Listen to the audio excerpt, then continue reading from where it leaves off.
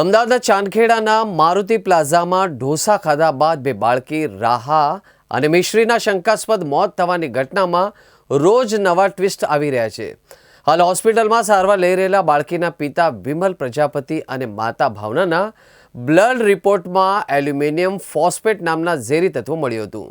પોલીસે ભાવનાને ઘરે તપાસ કરતા ત્યાંથી એક ડાયરી મળી, જેમાં પુત્ર પ્રાપ્તિ માટે પ્રાર્થના કરી હોવાનો ઉલ્લેખ મળી આવ્યો છે।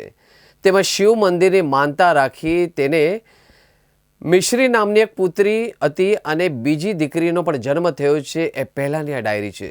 આ કેસમાં પારિવારિક ઝઘડા, આર્થિક સંકળામણ, પુત્ર પ્રાપ્તિની ઈચ્છા કે અન્ય કોઈ કારણસર હોઈ શકે, આ અંગે ચાંદખેડા પીઆઈ જયેશ મકવાણાએ કહ્યું છે કે વિસેરાના રિપોર્ટ આવવાના બાકી છે, તેમજ કેડી હોસ્પિટલમાંથી માતા પિતાના બ્લડ સેમ્પલ લઈ NFSUમાં મોકલવામાં આવ્યા હતા અને ત્યારબાદ બ્લડમાં એલ્યુમિનિયમ ફોસ્ફેટ અને ઝિંકની હાજરી મળી હતી। કયા કારણોસર તેની માત્રા વધારે છે એ બાબતે પણ ડૉક્ટરનો અભિપ્રાય મેળવી આગળની તપાસ કરાશે। ઘનશ્યામ ડેરીના કર્મચારીઓ અને માલિકના નિવેદનો પરથી ફલિત થાય છે કે ખીરું ખાવાથી કોઈ આડઅસર થઈ નથી, ખીરાથી અસર થઈ છે અથવા તો ઘરમાં કોઈ સમસ્યાના કારણે આ પગલું ભર્યું છે। એ બંને એંગલથી તપાસ કરવામાં આવી રહી છે। ઘરના સદસ્યોમાં બાળકીઓના દાદા ગૌરીશંકર અને દાદી કુસુમ તેમજ તેના વેવાએ એમ તમામની પૂછપરછ ચાલુ છે। FSLનો રિપોર્ટ આવ્યા બાદ જ બાળકીના મોત કયા કારણોથી થયું એ સ્પષ્ટ થશે। ઘરે તપાસ કરતા ત્યાંથી એક ડાયરી મળી આવેલ છે, જેમાં તેણે પુત્ર પ્રાપ્તિ માટેની જે પોતાની ઈચ્છાઓ છે એ લખેલી છે।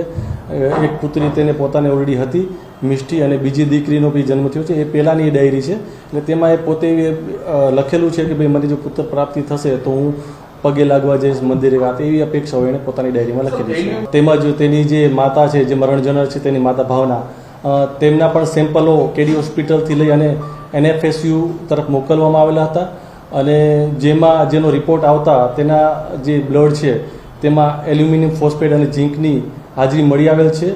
આ બાબતે જે કયા કારણોસર આની માત્રા વધારે છે તે બાબતે પણ ડૉક્ટરશ્રીનો અભિપ્રાય મેળવી અને આગળની તપાસ ચાલુમાં છે। આ કામે વિમલનું નિવેદન લેતા તેણે પોતાના નિવેદનમાં એવું જણાવેલું હતું કે તારીખ 27/3/2026ના રોજ જે ઘઉંમાં નાખવાની જે દવા આવે છે સેલ્ફોસ કરીને, એ રામનગર ખાતેથી લઈને આવેલો હતો અને જે ઘઉં ઘરમાં નાખેલા હતા તેમાં એ દવાનો ઉપયોગ કરેલો હતો।